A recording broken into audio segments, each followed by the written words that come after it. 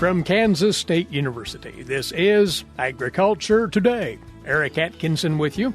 And coming up today, K-State's Will Boyer and Jaymelynn Farney will discuss the use of imagery gathered by drones for pasture management. In particular, they'll explore how drones can capture helpful information on pasture forage productivity, as well as the spread and growth of invasive species. That's next. Then you'll meet the 2022 Alumni Fellow for K-State's College of Veterinary Medicine, who was so honored last week, Dr. Tolani Francisco, who has gone on to forge a dynamic career in the regulatory animal health field. And on this week's edition of Milk Lines, K-State's Mike Brouk will talk about making summer annual forage production decisions on the dairy. All that right here on Agriculture Today.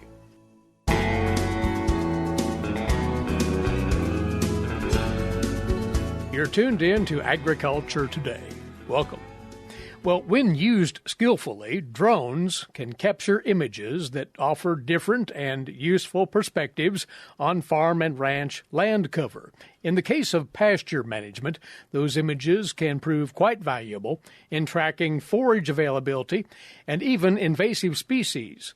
A K-State watershed specialist based in northeast Kansas has logged quite a bit of time exploring what drone imagery can do for pasture managers.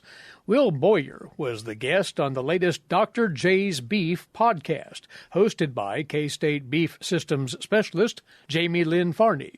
Well, what made you think about using a drone to help with, say, forage estimates? Some colleagues and I set out to try to solve a problem of trying to figure out how much grass is left out in a pasture at the end of the grazing season that could contribute fuel load for either wildfires or the next season's burning season. Actually, it was a veterinary toxicologist for vet med at K-State that kind of had a hobby and a professional interest in quadcopter drones. And the camera's quality kept getting better, and it got to the point where the three-dimensional outputs from processing the drone imagery became so good that you could actually get some reasonable measurements of the three-dimensional features of just the grass, and doing it from an elevation of about 120 feet. And from that elevation of 120 feet, you take a bunch of pictures and you take them from several different angles. You run it through a software. It does some fancy math and triangulation. And well, of course, in the scientific publications, they want you to work in meters and centimeters. So within a square meter frame, there's an elevation measurement for every square centimeter. So that's 10,000 measurements within that square meter frame of different elevations. Pretty amazing that just from some pictures, just like you can take with your smartphone, it can come up with all those different elevation measurements.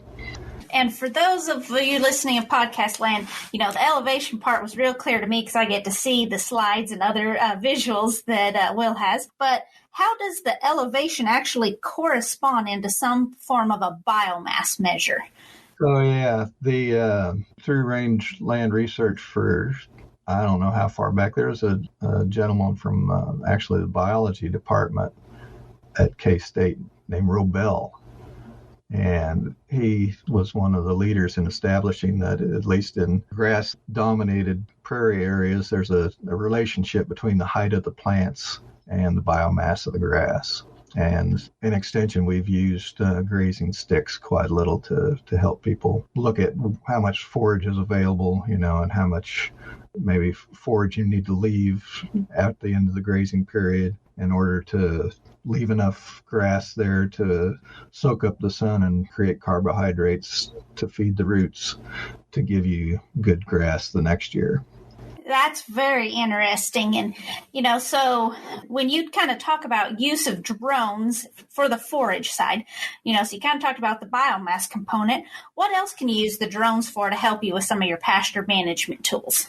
Well, my job's mostly related to water quality, so I don't get to spend a lot of time on some of these fun things with flying drones and doing more in-depth range management. I would work more with dealing with water development and making sure people follow good stocking rates, and then a lot of time in feedlots as well.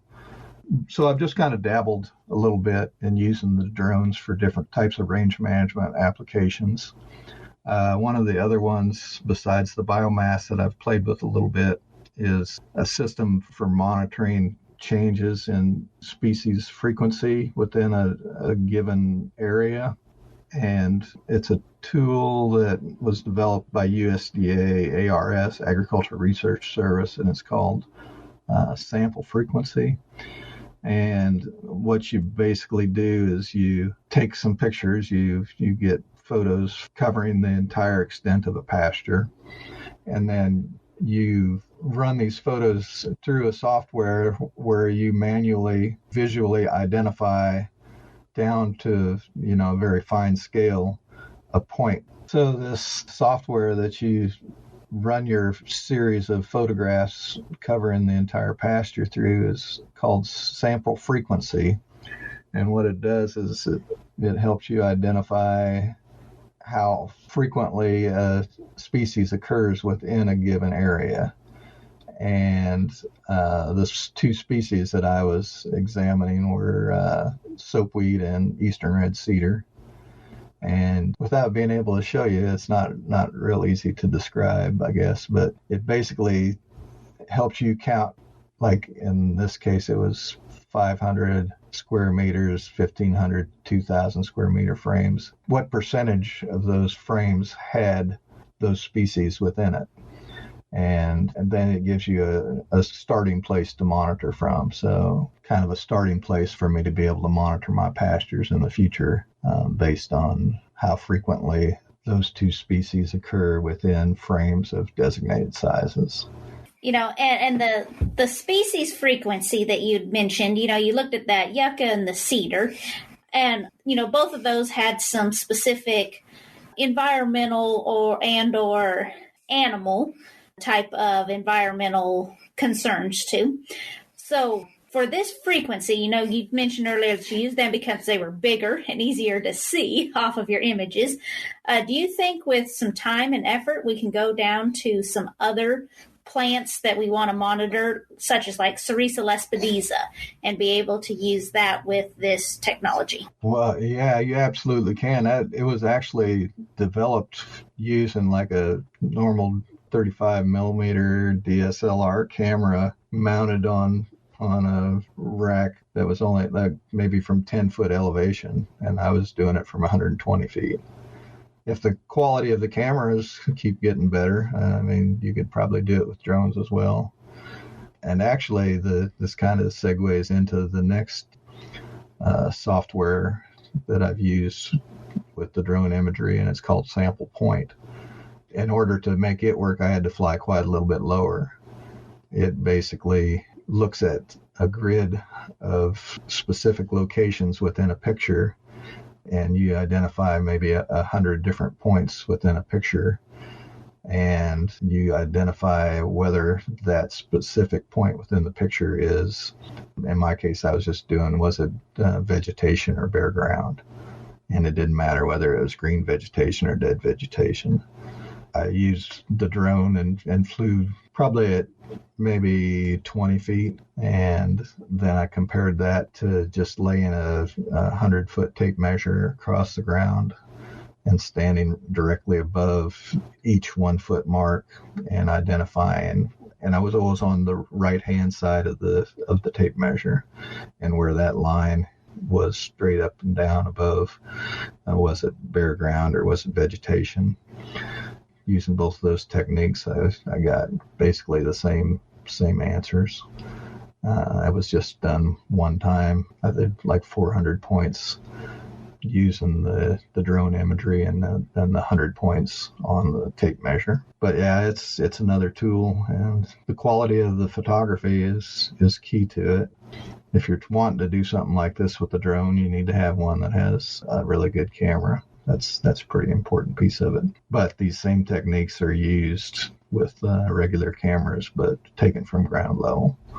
And so if you can do it with regular cameras at ground level, why would somebody be thinking about using this technique with a drone versus ground level, with just a DSLR that are oftentimes cheaper to buy even?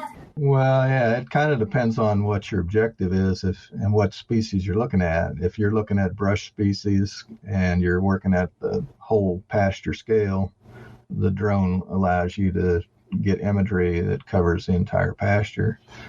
Of course, you could do sampling and try to get a representative area that you're studying as well, but everybody knows that, when you've got areas of gates and waters and feeding areas and mineral spots, there's a lot of variability throughout the pasture. So being able to sample the entire pasture as opposed to just a portion of it and hope that you got a good representative sample when you're taking pictures from the ground. But if you're not interested in brush species and you're interested in some particular key species of forage like big blue stem in the tall grass prairie or side oats grama or western wheatgrass or something else, if you're in another part of the state, doing it from the ground might be just as productive. That's K-State watershed specialist Will Boyer on employing drone imagery and corresponding analytical software for assessing pasture conditions. He was featured on K-State beef systems specialist Jaymelynn Farney's latest podcast.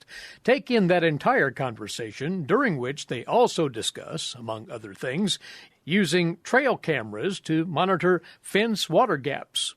Search for Dr. J's Beef. This is Agriculture Today.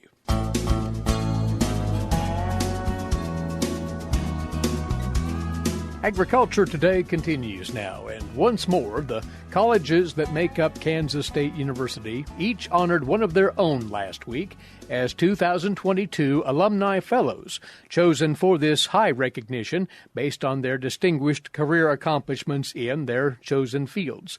Last week, we featured the Alumni Fellow for K-State's College of Agriculture this year, Saline County farmer Justin Knopf, as well as Jennifer McDonald, who earned her master's in agribusiness degree through K-State's Global Campus. Well, today, a brief profile of a 1990 graduate of the K-State College of Veterinary Medicine, Dr. Tolani Francisco, and hers is a quite intriguing story, which we bring to you today. A Native American, a member of the Laguna Pueblo tribe in central New Mexico near Albuquerque, Tolani grew up with a very clear yearning to be an animal health professional, and through her contacts with numerous practicing vets in New Mexico who happened to be K-State graduates, she made her way to Manhattan and, upon earning her vet med degree at K-State, started out in private practice in Nevada before eventually becoming an epidemiology officer with the USDA's Animal and Plant Health Inspection Service, serving in Montana, then back in New Mexico, and then a stint in Bolivia, where she was instrumental in the effort to eradicate foot and mouth disease from that country's cattle herds. Present day, she's now the coordinator of the Wild Horse and Burro program for the U.S. Forest Service. In that role, she works with the national forests that are home to federal horses and burros. Agriculture Today had the good fortune to visit with Tolani last week while she was here, and she talked about the APHIS phase of her standout career. Gentleman from APHIS, who had been a K-State grad, asked if I was interested in a job with APHIS Veterinary Services. And I told him, I said, yeah. He said, it's the Public Careers Veterinary Practice Program, and they take practitioners out of public practice, bring them in, and get them in regulatory medicine. I was like, you know what, I think it's something that I could get accustomed to. And they said, well, it's almost all large animal. We don't do small animals. You'll be working with cattle and sheep and pigs and horses. And I'm like, oh, okay, finally, what I want to do. And so my next question was, well, where would I have to move to? Because I'm living in Albuquerque. I'm 60 miles from my reservation. Don't really want to move, but if I have to, I will. And they said, well, you would be stationed in Helena, Montana. And it was another one of those, oh, shucky darn, do I have to go? So, yeah, we loaded up a little U-Haul trailer, and Mom and Dad and I drove to Helena, Montana. And I spent nine months there. And then I got a letter, because the government had me sign a needs of the government clause. And they said, we're going to send you back to New Mexico. You're native. You speak languages down there that nobody else speaks. We want to put you in the northwestern corner because the majority of the tribes in New Mexico are in that northwestern corner. There's a brucellosis problem in New Mexico. We had par 5 dairy that was still a positive dairy. And they said, and we've got some TB problems coming in some of these dairies. I had been working TB up in Montana and Yellowstone bison. You know, we've been doing a lot of brucella work down there, and so it was just getting started. And I said, well, okay, I guess I'm leaving Montana. So then I moved back to New Mexico. Then I stayed in Albuquerque with APHIS Veterinary Services until 1999 as a field VMO, and did a lot of traveling, a lot of international work. We were spaying heifers in Mexico. I did a lot of southern border work, you know, importation of feeder cattle from Mexico. Went up to Alaska and did some work with the native tribes up there for their caribou herds, reindeer, I guess, because they're captive. But in 1999, I applied for a job with APHIS International Programs and went to Trinidad, Bolivia. They were wanting to make it a free zone so that they could start moving their cattle into Brazil for potential exportation into the United States. That was the beginning of 2.5 years down there. We were responsible for vaccinating 5 million head of cattle. It was supposed to have been a 5-year program. Initially, I was going down 3 months at a time, then I'd come home for a month, and then I'd go back down for 3 months, back and forth, because I had been appointed by Secretary Ann Veneman to be the Native American liaison for the USDA Animal and Plant Health Inspection Service. So I was coming home to do a lot of tribal work, trying to get tribes interested in starting their own animal health codes and knowing kind of what to do if we had a disease emergency and things like that. So I was coming home to do my duties as the liaison, the USDA liaison, and visiting tribes. It was difficult because I was coming from an FMD endemic country, and so I had to make sure that I didn't get around any, hoof stock. But you did succeed in eradicating FMD? Well, they did open up a free zone, and so they were able to start moving their cattle into Brazil. They do have flare-ups, and I watch on ProMed every now and then because we had AO and C down there, types AO and C. We saw live foot and mouth disease. In an endemic country, it's not like what I saw in the UK when I went over there, where you have naive animals that are infected. You don't see a lot of that in an endemic country. You don't see a lot of hoof lesions. You'll see some teat scarring, and their mouths once in a while will kind of flare up. But yeah, so I think we did, and like I said, right now I see that it's a free zone. I don't think the entire country is clean because they do get momentary flare-ups in different areas, but it sure was a lot of work. It was an experience. So you had a tremendously active time with the APHIS experiences that you had. Yes. Bring us up to present day. You're now working for the U.S. Forest Service. Yes. In its Wild Horse and Burro program, which gets back to your passion, it sounds. Yes. Tell about that. How did you arrive at that? Well, post 9/11, I was in Bolivia, and I really wanted to do something. I've always had this heart for doing greater good, for being part of the greater good. And post 9/11, I joined the Air Force as a public health officer. 2 reasons: I wanted to help my country. We had, been attacked, and the world was just in turmoil, and I wanted to do something greater. The guy that I went to replace eventually in Bolivia, he had taken off already and gone to Afghanistan, and so I served another year down in Bolivia, finishing up our part of the program, and then I joined the U.S. Air Force. Got my master's degree in public health while I was on active duty.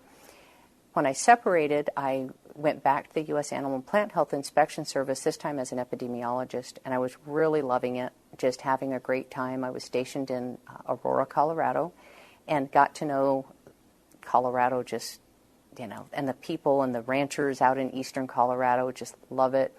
But always had this passion for wild horses and burros, and I've just always loved them.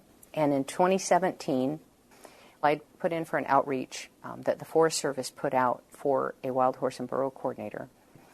I applied for the job and initially was told that I didn't qualify because I didn't have enough education. The irony. Yeah, I was like, really? Because, I've got a degree in veterinary medicine and I have a master's degree in public health, and you're telling me that I don't qualify to work on wild horses and burros? And they were like, oh. So somebody went to bat for me and said, would you look at all of her ologies? This woman's got tons more education than anybody else that has applied. Plus, when she was in private practice, she had a contract with the BLM at Pyramid Lake, and she knows wild horses and burros. And I said, yeah. So, like I said, they went to bat for me, and I got an interview during the Christmas holiday. And then January 6th, I'll never forget it, January 6th, 2017, I got a phone call, and they offered me the position. It was 26 below zero that day in Aurora, and it took me all of a half of a second to say, yes, I'm moving. That's how I got to Albuquerque at Forest Service, and I really enjoy the position. It's difficult. There's a lot of advocates, and there's a lot of litigation about horses, but I really wanted to make sure that these horses were being properly represented, and I was like, what, I think a lot of times the advocate groups kind of lose sight on that. They get very, very focused on one aspect and don't look at the overall well-being for the horses. And I was like, I really want the overall well-being for not just the horse. I love horses. I'm going to have 4 of them. And 3 of them would classify as either feral or wild horses. But I also love deer and antelope and grass. And now part of what we're doing is I work with a lot of threatened and endangered species biologists for plants and animals that are threatened or endangered, that are in the same habitat as the horses, and the horses are affecting the habitat for those threatened and endangered species. So I get to do a lot of that kind of work. I'm still always interpreting the law and looking at it and trying to talk to advocate groups and let them know that we're really not bad people. We don't want to get rid of these horses. We want to ensure that they have a healthy habitat, a healthy ecosystem to live in. That's Dr. Tolani Francisco, who was honored last week as the 2022 Alumni Fellow for the College of Veterinary Medicine here at Kansas State University, where she earned her DVM degree back in 1990. We'll have more for you. This is Agriculture Today.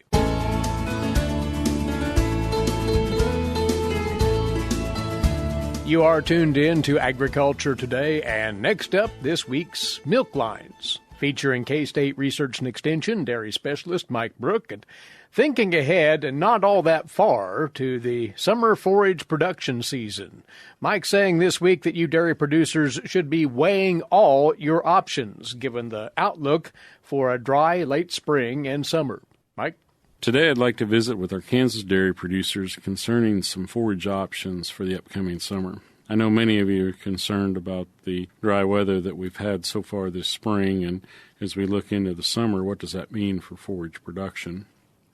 As we think about our dairy herds and trying to feed until we get another chance to produce forage in the following year, it becomes a concern as to what we might do. Obviously, corn silage will be still our major focus as we move into the early summer months, and trying to get that crop off to a good start is very important. I know many of you are concerned about the cost of fertilizer as we look at cost of nitrogen in particular, but please keep in mind that's very important to overall plant growth and health. So cutting back too far on nitrogen application will severely limit your yield. So what are you looking for as far as emergency crops? I do think you need to have a backup plan this year. Should we have a failure in our corn crop or even significantly reduced yields, you're going to still need to feed the dairy herd through the next year. So here are some things that you might want to think about as backup plans. I know many of you have small grain planted, or you have neighbors that have planted small grains. Obviously, wheat can be used as a forage crop if harvested correctly. May not work for your your lactating cows is generally when we make the decision to pull the trigger and harvest or past head stage. If you can harvest it in the boot stage, it may work as an alternative for part of the forage you need for the lactating herd, but if it's after the head emerges, probably you're looking at heifer, dry cow feed, or maybe just a limited amount of feed for the lactating dairy herd. Keep in mind we've also had a lot of up and down temperatures so far this spring, so should there be a late frost that might catch some of the wheat in bloom, obviously it will not produce grain, so would be an opportunity to get some additional forage for your dairy, or maybe even bedding if that's necessary. Now, some other summer crops that you could think about. Later in the summer, we could look at things like millet, and that can be planted fairly late in the year as far as the growing season goes. Prior to that, think about sorghum crops, particularly on acres that might have been harvested for wheat. Sometimes, if we have great moisture during the summer, we can get significant production following wheat as a second crop. So forage sorghums are helpful in that regard, and in some cases, maybe even short-season corn can be an option. You're not going to get the tonnage that you get with our longer-season varieties, but it will produce significant amount of forage, and actually more than any other summer crop that we could grow. So don't be afraid to consider that. If you get partway into the summer, you know you have some wheat acres that you've harvested. We have ample moisture, or maybe you have a neighbor that's harvested wheat and would allow you to double crop on that. Don't be afraid to consider short season hybrid to increase your forage production for the year. This is Mike Brouk with K-State Research and Extension, encouraging our dairy producers to carefully consider their options when it comes to forage crops this summer. All right, Mike, many thanks to you. And along the line of considering summer forage alternatives here, this reminder to you dairy producers and other livestock producers interested in growing feed this summer, K-State does conduct its yearly summer annual forage field trials, evaluating a wide selection of forage varieties and hybrids for their productivity and their quality at 3 locations in the state: hay trials at Garden City, Scandia, and Hayes, and silage trials at Garden City and Scandia. You can easily access those 2021 field test results by going to agronomy.ksu.edu. When you get to that page, click on the Outreach and Services tab, and then the Crop Performance Test link will come up. Follow that to the summer annual forage trial data. With that, our time's away once more. Thanks for tuning in. Eric Atkinson for Agriculture Today. This is the K-State Radio Network.